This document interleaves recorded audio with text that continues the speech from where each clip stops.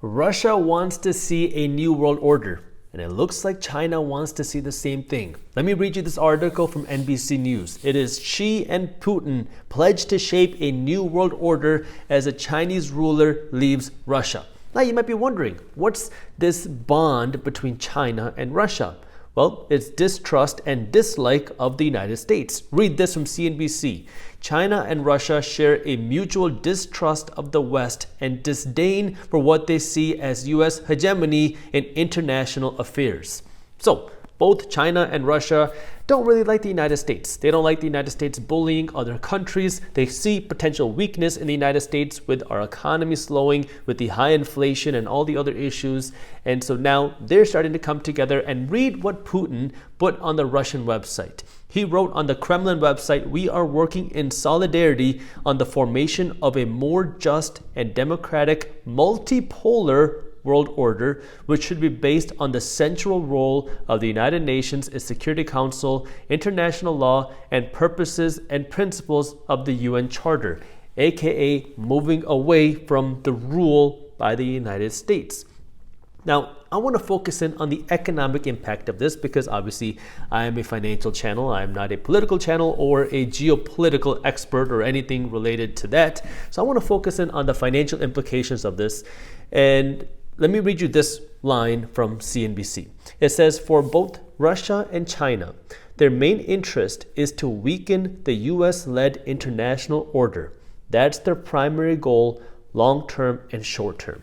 So I think we should start by defining what does world order mean, because Ray Dalio talks a lot about this. A lot of people talk about world order, but not necessarily explaining what world order means. World order, at the simplest definition, you could look at as the world's reserve currency. That's one way to look at it.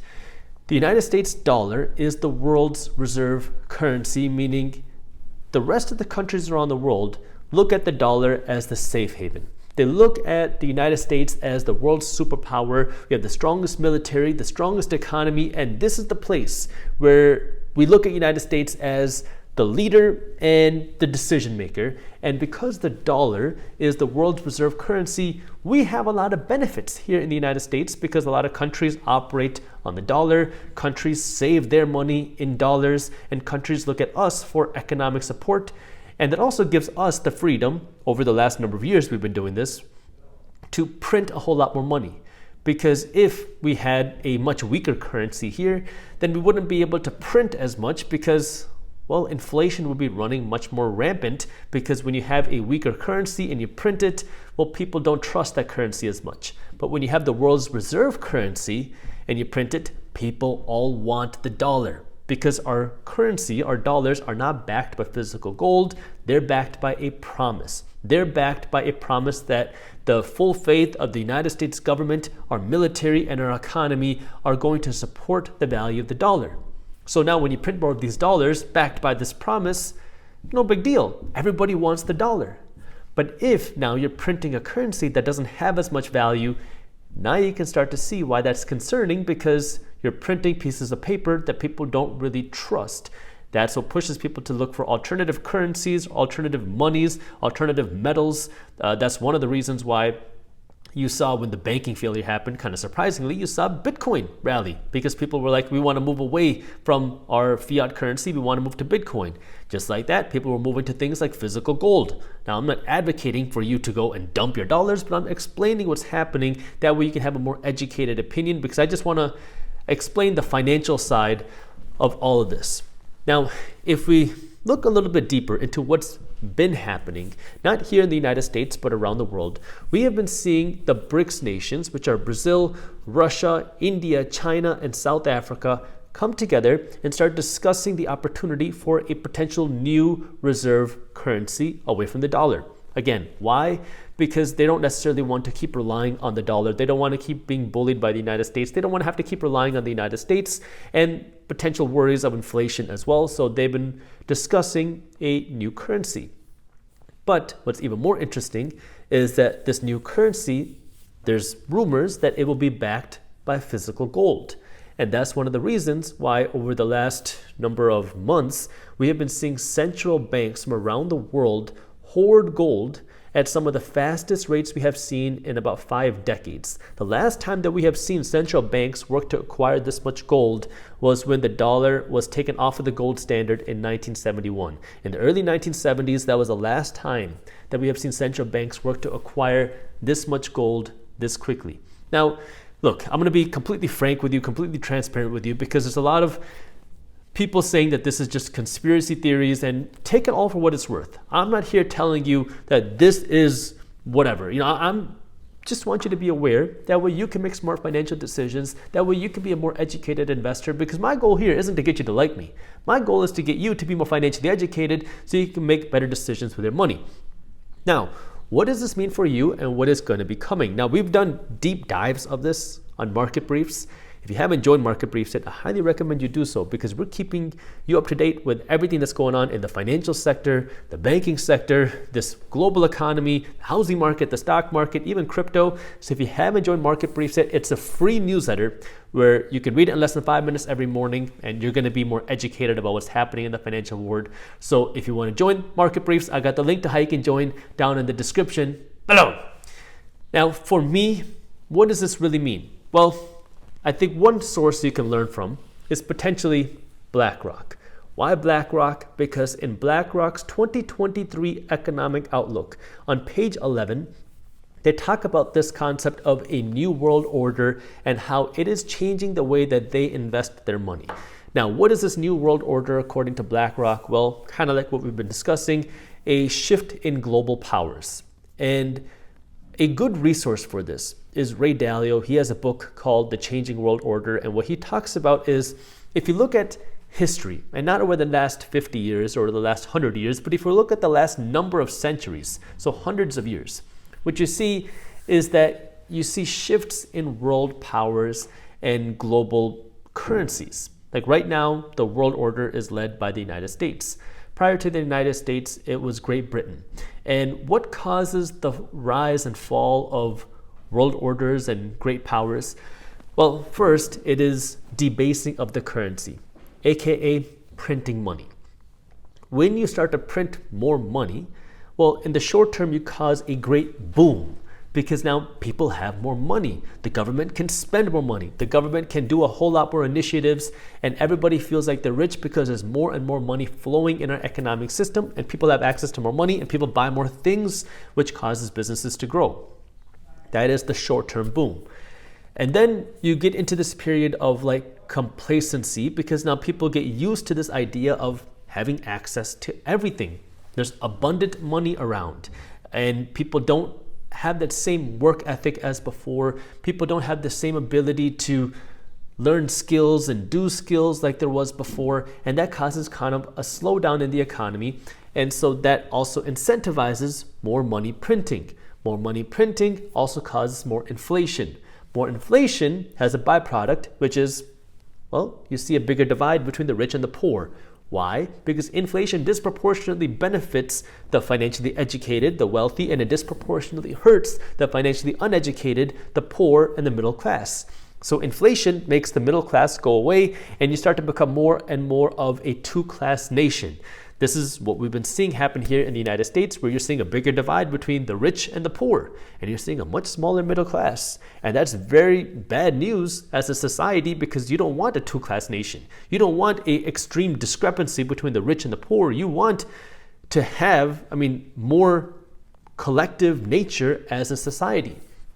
And as you start to see that happen now, because of the inflation, because of the weakness in the economic system, it creates more systemic issues in the economy. You start to see more of a distrust amongst people. People start to be more confrontational with each other, and it creates weakness inside of a society. You can read Ray Dalio's book. He explains it way better than anyone, because this is the theory that he created. I talked about this with Tom Billio and Impact Theory as well, where when Tom was talking to Ray Dalio recently, what they were discussing was how do you know which country you should be investing in? Should it be the United States? Should you be investing in Dubai? Should you be investing where? And what Ray said was, you need to look at how nice people are to one another. Because if people are constantly fighting each other, if you can't have discourse, then it's going to lead to issues in the long term. And you can see this even in politics, because a few decades ago, you didn't have the same, not even a few decades, less than that even, you didn't have the same polar nature of the left and the right as you necessarily see now. There was a lot more people in the middle.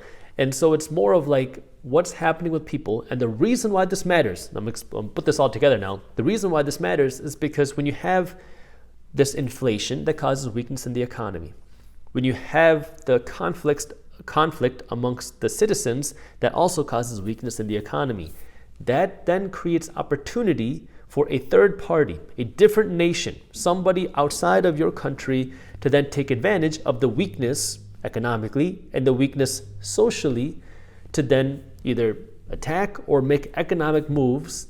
That way they can then become the new world order. And this is where now you're starting to see different things happen between China, Russia, the BRICS nations. Obviously, you have this war in Ukraine where Russia has been attacking Ukraine. The United States is also working to help Ukraine. That's putting an economic cost on the United States because, again, the United States doesn't have money just laying around. We have 32 or something trillion dollars of national debt. We have $1 trillion plus dollar deficit, meaning the United States government is spending way more money than we bring in, and that has a cost. And the United States government only has one source of income. That's taxpayers. People like you, people like me, we go to work, we get paid, and then we have to pay taxes. Well, now as our debts are rising, we have to spend more and more of our dollars paying off of these debts because of interest payments. Our interest payments on our debts are rising. The estimation is that by 2025, maybe 2026, our interest payments on our national debt are expected to increase or pass our entire military budget. That means more and more tax dollars are not going to be used to fund, say, police or teachers or infrastructures or whatever. It's going to be used to pay down debt. And the reason why that's concerning is because we're also entering a time where we're seeing an economic slowdown. Obviously, we've seen a lot of pain in the banking sector. We've seen a lot of pain in the tech sector. And the Federal Reserve Bank, this is according to their statements, the Federal Reserve Bank expects unemployment to go up to 4.5% by the end of the year. We're at around 3.5% right now. That means about 2 million Americans or so are expected to lose their jobs by the end of the year due to the higher interest rates. So we have a slowing economy, a cooling economy at the time where the government is spending a lot of money and interest payments are going up. And the reason why interest payments are going up isn't just because the government is spending more money. I mean, even if the government never spent another dollar, our interest payments would still be rising because the interest rate on our national debt is rising. See, our national debt isn't a 30-year fixed rate mortgage. It's variable interest rate. Some of it will readjust in 30 days, some of it in 60 days, some of it in 6 months, some of it in 12 months, some of it in 18 months. And now we have a huge chunk of debt that is readjusting from the all-time lows of 2020, 2021, 2022, and now it's readjusting into some of the highest rates we've seen in more than a decade now. So our interest payments are rising, our costs on the government are rising, inflation is still very high, and it looks like, I mean, if the economy is slowing, that means people lose incomes, and that means businesses make smaller profits, which means that the government would generate less tax dollars. Because when you have people making less money, when businesses are making less money, there's less taxable income to the government. Because if you don't get paid, you're not paying taxes into the government. So that poses then financial stress on the government. It poses inflationary stress because if the government has to keep now covering their costs, because you don't very often see the government cut costs, they keep trying to add costs. But if revenues are going down, and when I say revenues, I mean tax dollars, but the government costs continue to rise or even stay the same, that means they're going to have to make up this cost from somewhere. How are they going to make up this cost? Well, the government works with our central bank, which is the Federal Reserve Bank, and the Federal Reserve Bank has this special power ability to print money and give it to the government, which is inflationary. And so now let's tie this all together with kind of the current events of our economic climate here in the United States. Jerome Powell from the Federal Reserve Bank recently raised interest rates by 0.25%. This is in the end of March 22nd. He raised interest rates by another 0.25%, which puts interest rates higher. But then he also said that the Fed might raise interest rates again depending on the interest rate environment and depending on the economic environment, aka depending on what happens with inflation, depending on what happens with the economy, the Fed might have to raise interest rates again. Now, if you've been following my videos, you know that this is a sharp change in tone by Jerome Powell, because previously it was, we're going to keep raising interest rates and do whatever it takes to bring inflation down, which is the right thing to do when you have inflation, because unfortunately, fighting inflation is more difficult than fighting a recession. And if you have an inflation crisis, if you have inflation running very hot, that poses a lot of concerns, because that means that you could lose your status as the world's reserve currency. That means that the middle class doesn't have the ability to afford their payments, because inflation is the biggest factor for the middle class being wiped out. And so there is a real cost to inflation. And so now, going back to the three factors, our economic slowdown, inflation, and interest rates, we are in a time now where you have the rest of the world. You have China and Russia meeting together. I mean, I'm not going to comment too much about it, because everyone's going to say I'm a conspiracy theorist. I'm just telling you what's happening. I'm not even trying to theorize anything. I'm just telling you this is what happened between the China and Russia meeting. Okay, they're working together and trying to create an ally because they have a collective distrust for the West, aka the United States. That's what's happening. Could it be that they see weakness inside the United States and outside the United States? I don't know. I'll let you theorize that. But know that that's happening. Know that the BRICS nations are working to develop a new currency. Know that the central banks around the world are working to hoard gold. Know that this new BRICS currency has rumors that it might potentially be backed by physical gold. Okay, take it for whatever it's worth. Just that's the facts. Then here in the United States, we have our economic concerns. Our economy's slowing. If we start to see a deeper shift in our economy, which is where it looks like it's going, the Federal Reserve Bank has made it pretty clear that they will not continue to raise interest rates. If they do not continue to raise interest rates, it's going to be nearly impossible to bring inflation down. And if we see more pain in the economy, and the Federal Reserve Bank says, okay, we need to cut interest rates to protect the sake of our economy, then we are going to see a huge boost in our economy in the short term. You will see markets rally. You will see, a lot of excitement because our economy is going to rally again, but that's going to come at a price. And that price is going to be inflation. Because, think about it. If mortgage rates were cut to 3% tomorrow, what would happen?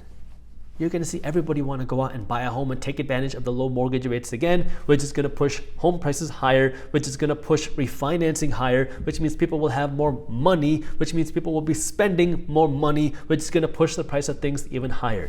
That's what inflation is. Inflation is when you have excess dollars floating around. Lower interest rates make it more attractive and easier for people to borrow money.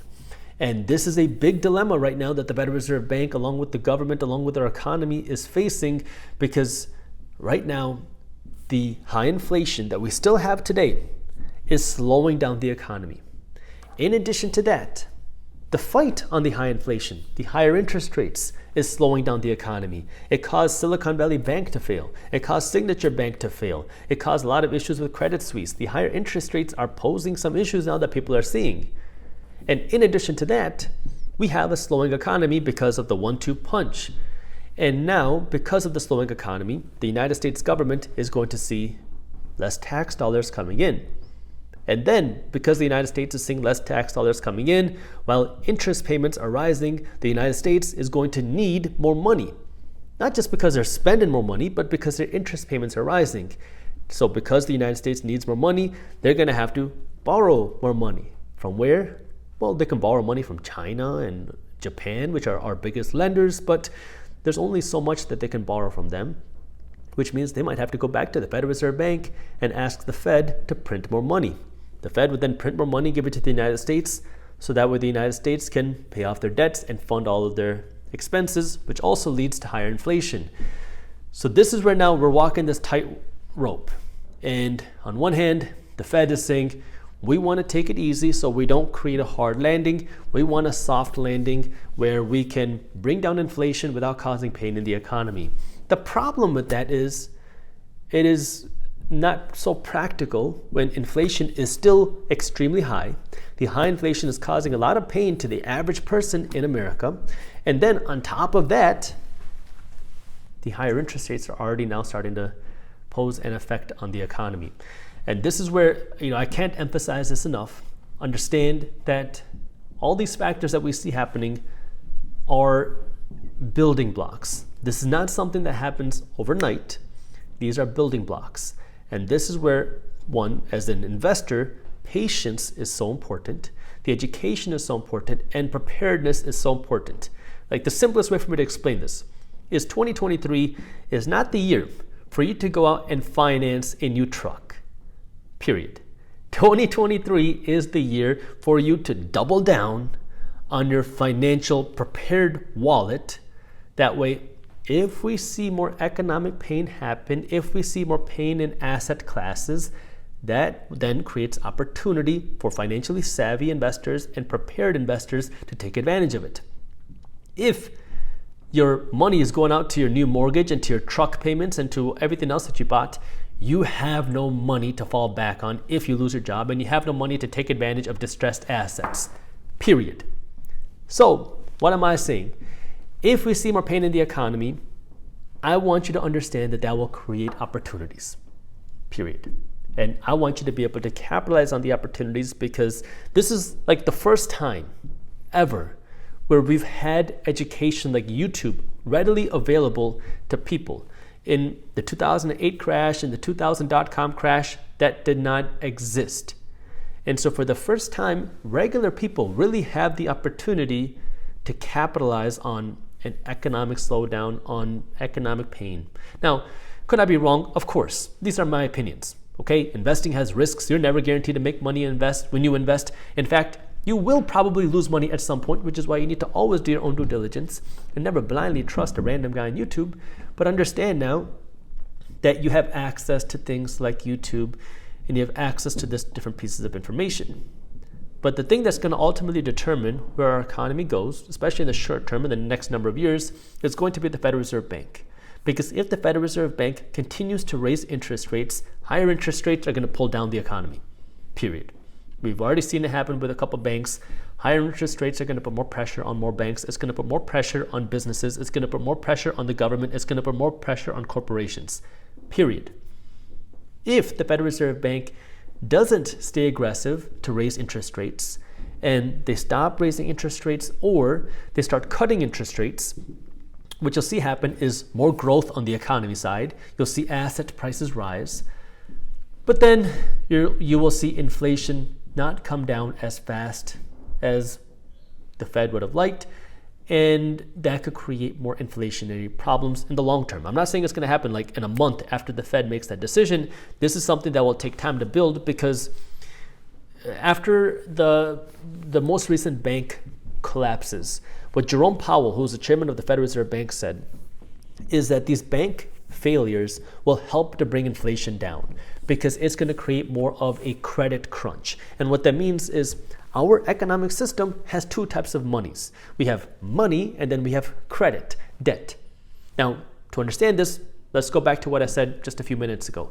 Inflation is when you have extra money out there. When you have a lot of money out in circulation, that creates higher inflation. Okay? Now, what is money? Well, money can be the money you work to earn, the cash in your bank, or money could also be debt. It can be credit.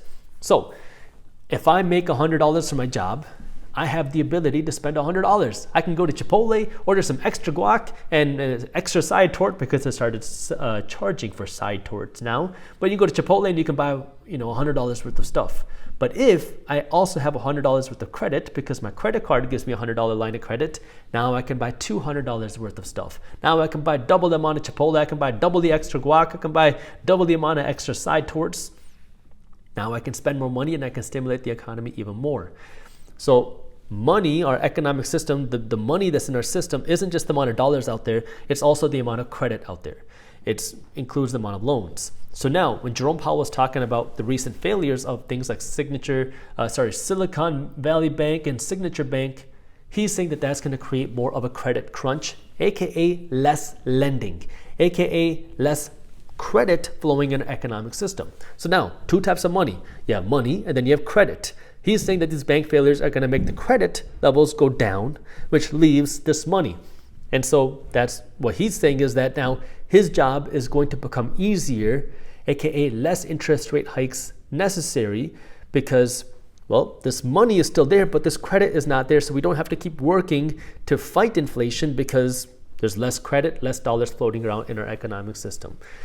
So this is where he's saying that there's going to be less need to raise interest rates, but the inflation problem hasn't gone away.